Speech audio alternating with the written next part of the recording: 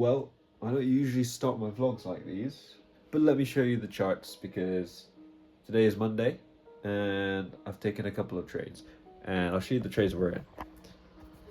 So this is EJ, and as you can see, took a break and retest of Asia high, and then if we go to US 30, we had the tap of US low, and now we're rejecting to the upside.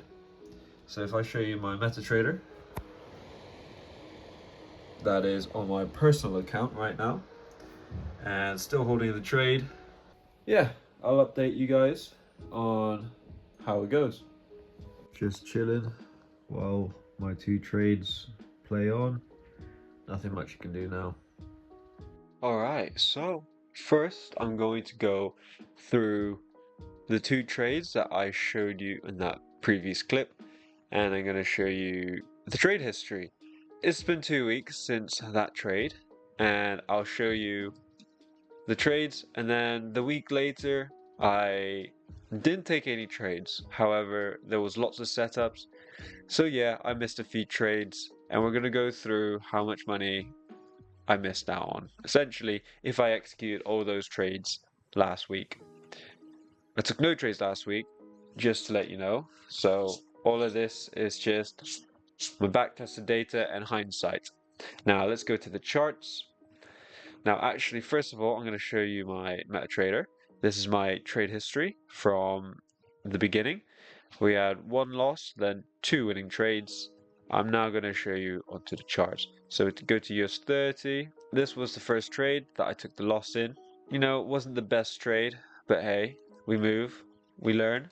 Then, this trade I'd taken, rejection of the previous US low, and then, yep, bit choppy, closed out at the end of the day.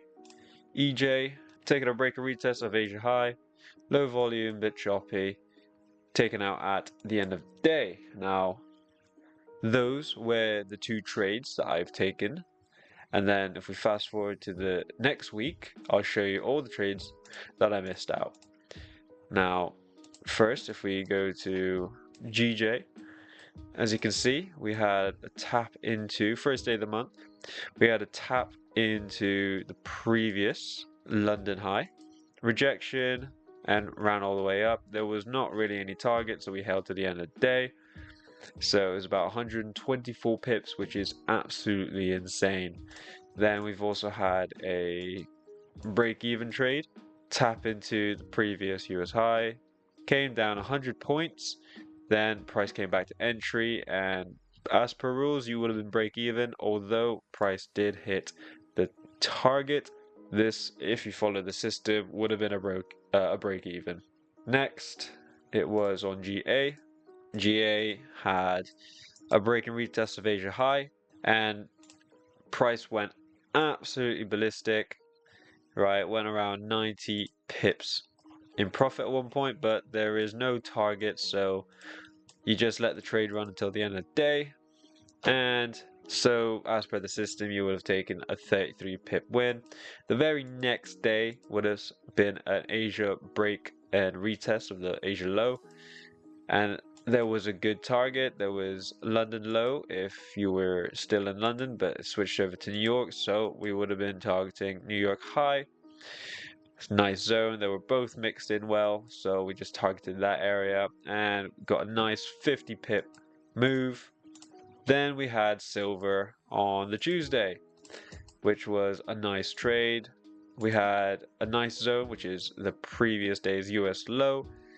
Price opens below the zone. First it breaks down, opens below, then it comes up, taps in, then absolutely rejects. But again, with these sorts of trades, there is no actual New York zones to target, so we have no take profit. We just hold till the end of the session, end of the day, which is 9 o'clock.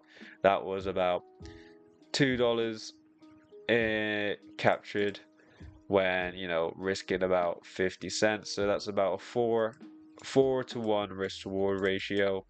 Quite nice.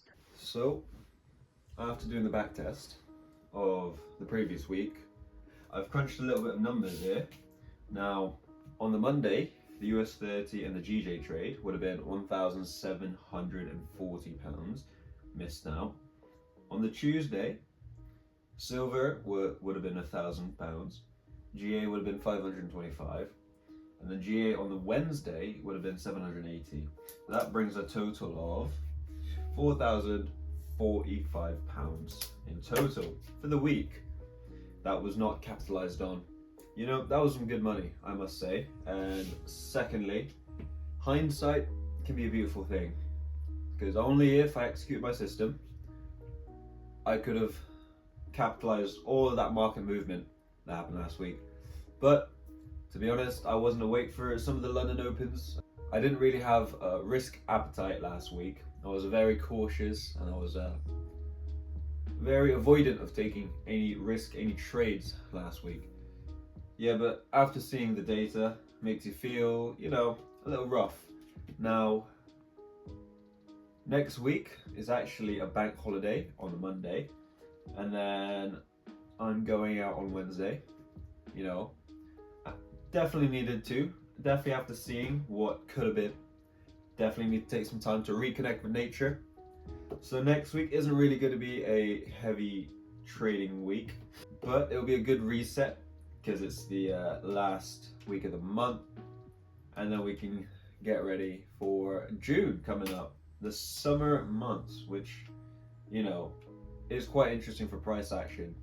So yeah, you know, I can look at this and beat myself up, but that's not really productive. And better way is just to accept the outcome. Remember, trading, you have no control on the individual trade basis. So when you place that trade that your system says to take, you just have to accept the outcome. Same thing with this. I can't go back in time and change any of my decisions, so I can only accept the outcome.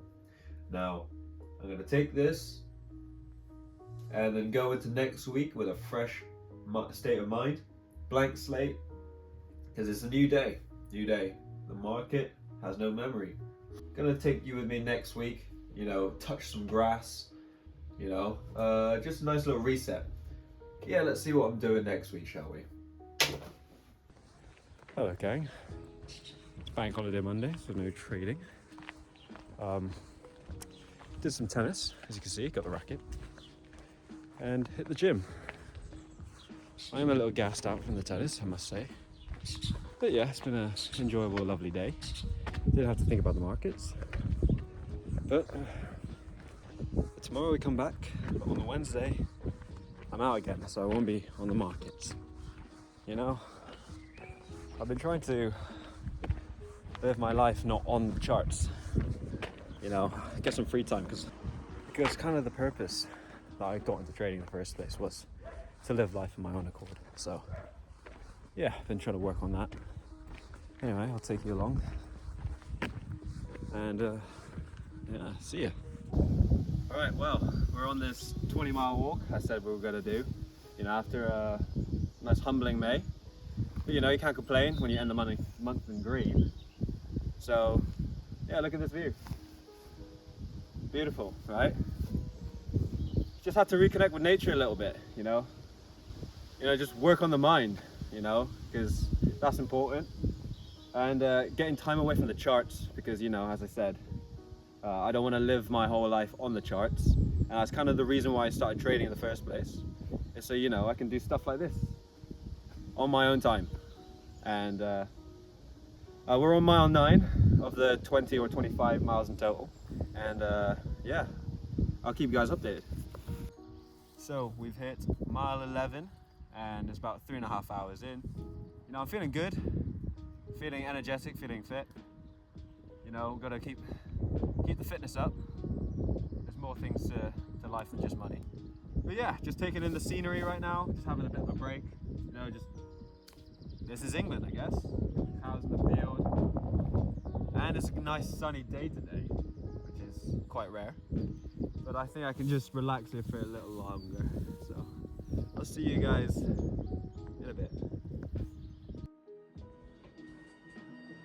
So it's the next day, just finished the 25-mile walk yesterday, and my god, I am in pain.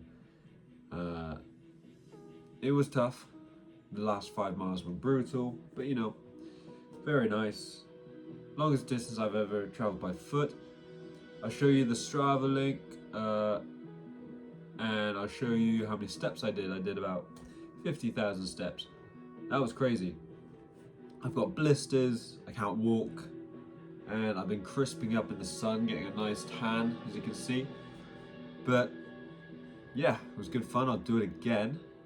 Now in terms of training, you know, it's end of May, so I don't think I'm gonna keep you guys posted in the last 2 days, but I guess I'll see you guys in June. All right, we'll take care now. I'm gonna go and play my James Bond, as you can see. And yeah,